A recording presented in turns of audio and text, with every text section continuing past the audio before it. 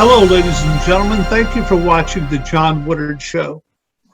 I have been following an animated podcast for some time that will use its characters to have a positive impact on people's lives. This show follows a story about a dark and evil chess master who wants to take over the world, and 5 chess-based superheroes will rise to stop him. It's a really interesting storyline, and if you have not watched it or listened to it before, I suggest that you do so.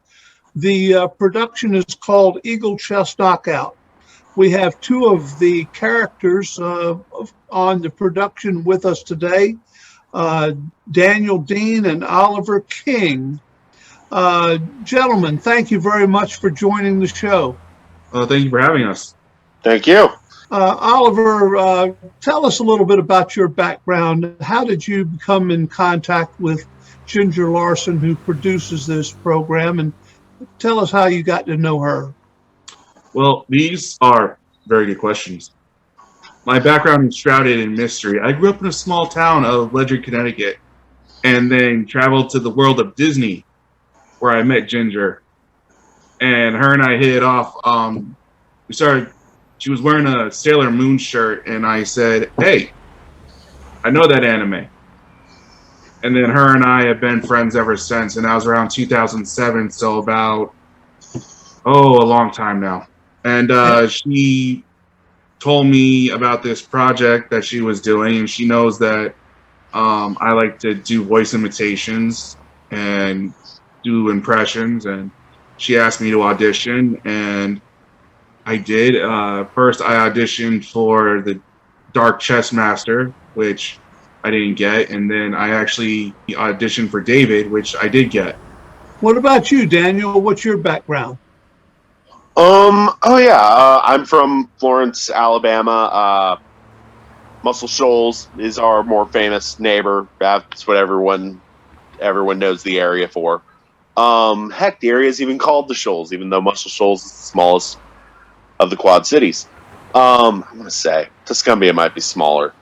But I met Ginger. I've been doing theater for years. She was volunteering for a theater that my father was on the board for. I believe Ginger was on the board for at some point as well. It's been a long time, and a lot of life has happened since then.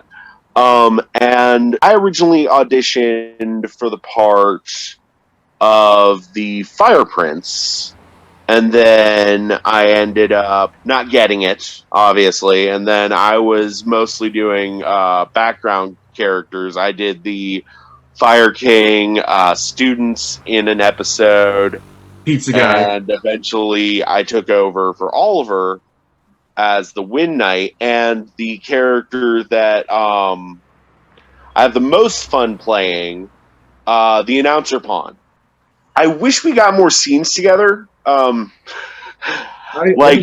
unfortunate he came back onto the project like right as I got busier, which is how he ended up playing the Wind Knight again. Ironically enough, is originally I took over playing the Wind Knight because his personal life got busy, and then vice versa. Yeah, we're like a coin. We just kind of flip it, and be like, okay, I'm gonna be busy for the next 6 months. So you can do David, and then 6 months after that, I'll be David. Yeah. Like at the start of the 3rd season, I'll take over for David for a while, and then halfway through, I'll take over, and we'll switch. And the audience will, and the audience will never be confused because it'll happen so consistently. So for the next 4 episodes, David will have a cold, and then he'll get better. Yes. Yeah. What made you feel like that this was a production where you could express yourself? Was it just we'll take a chance on it, or did you have some inner feelings about it, or what? What was the motivation? So I don't know about Oliver, but for me, it took.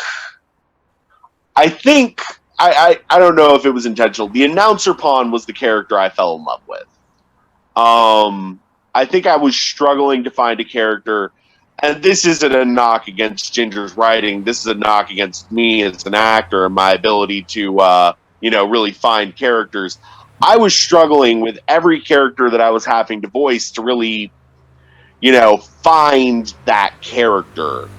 And I think it took like the announcer pawn and just committing to doing the silliest announcer voice I could do, and how much the rest of the cast liked it, and how much fun it was to do, that really like got me locked into the show.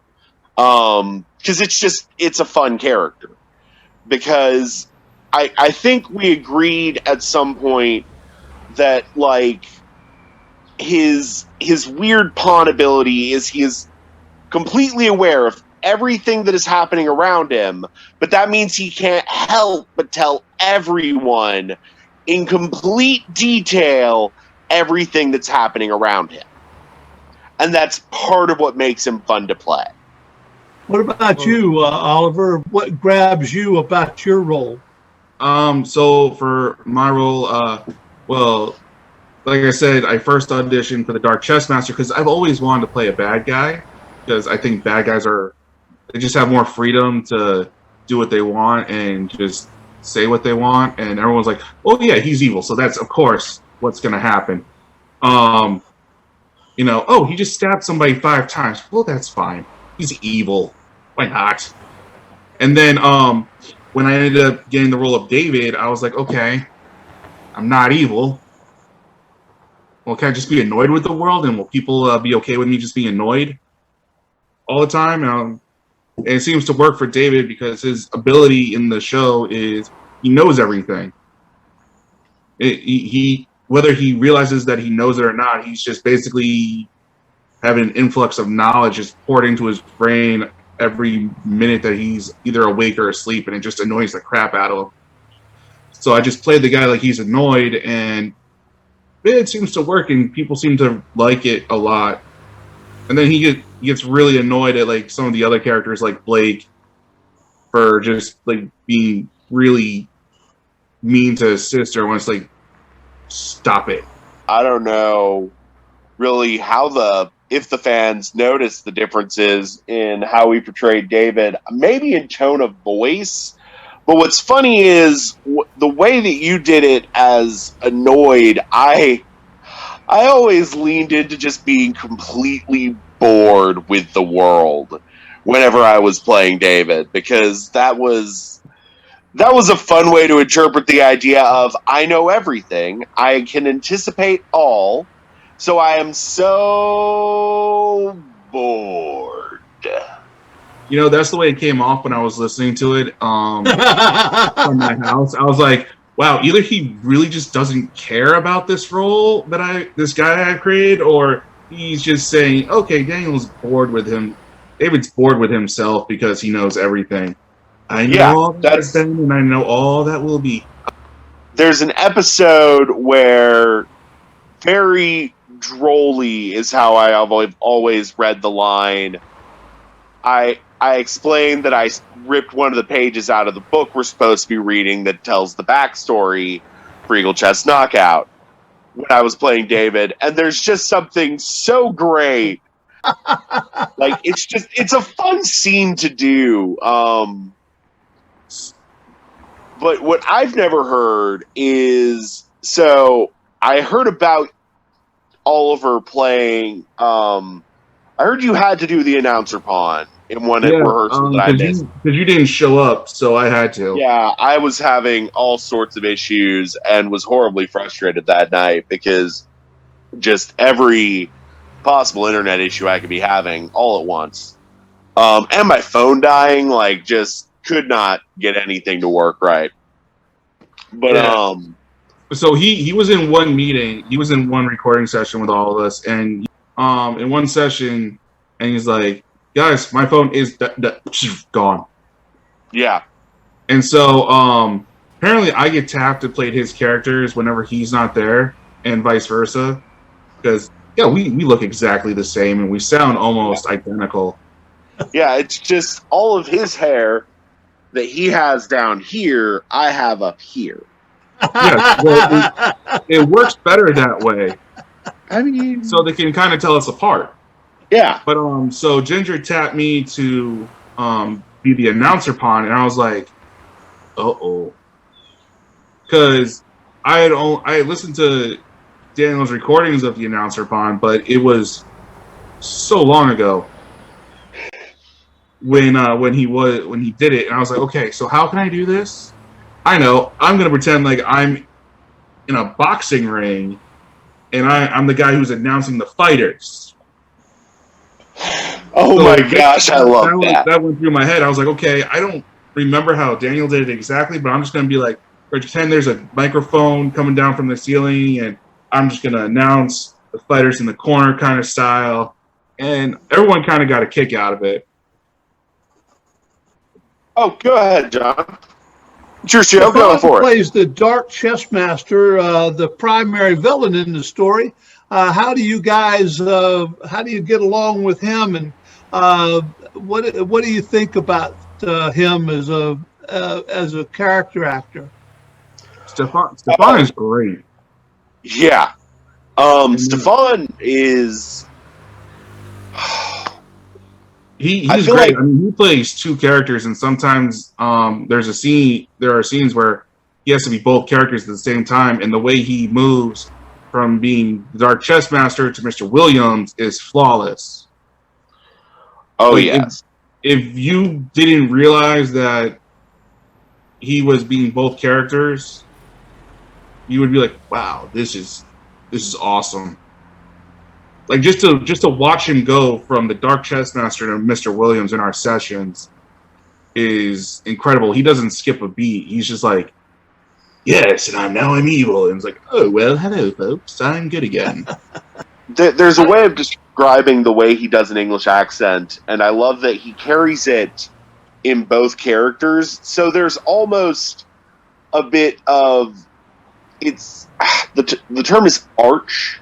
It makes it sound like he's very aware of every word and every way he's saying each word. And I love that that's a characteristic that comes out in Mr. Williams more than the Dark Chess Master, because I think that's hilariously backwards.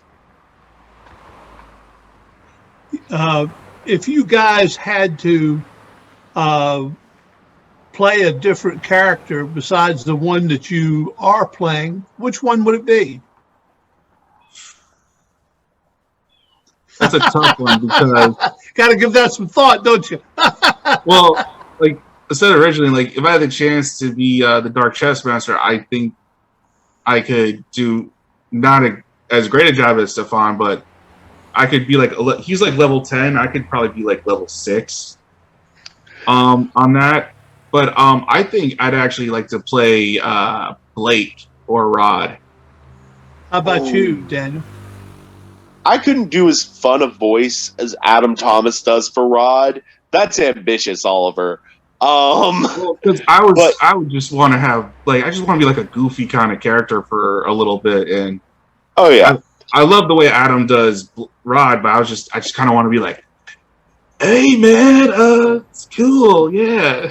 What? I think this is gonna be a weird pick.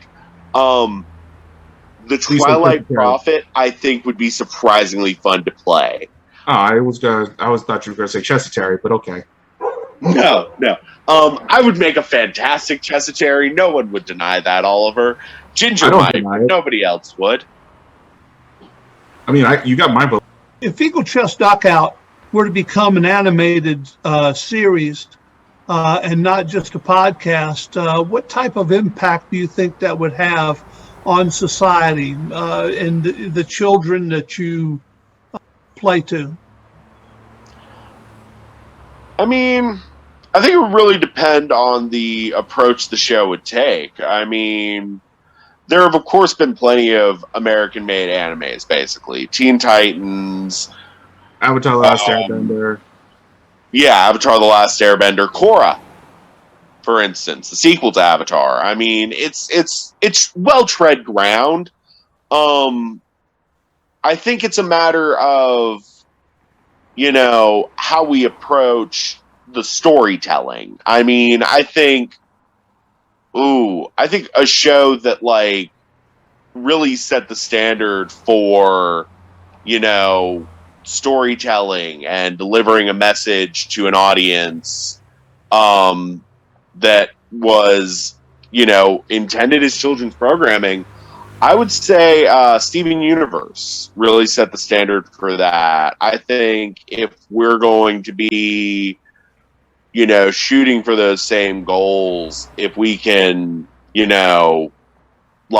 that's, I want to say the arena we'd be wanting to be in is, we want to never speak down to our audience. Well, I think you all have a lot of room to grow, and it's good to have something that you have fun doing it, and you can share in the success of it and feel good about each other, and those are all good things to happen. And I wish you well in regard to all of that in the future and everything.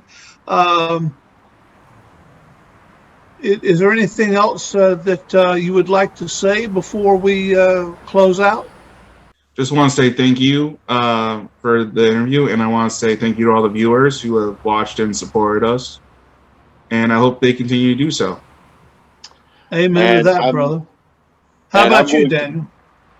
I'm going to mirror Oliver's sentiment, and I don't really have anything else. You get your own sentiments, okay? Those are mine. Dang. Well, thank you, John, for having us. And, once again, thank you to the audience for enjoying the show. And thank you for, giving us this great platform to reach out to even more viewers, potentially. Very good. Thank you very much. Ladies and gentlemen, this has been an interesting interview, among the most interesting I've done, because my normal stick is politics. And this is about as far from that as you can get. And we can go further.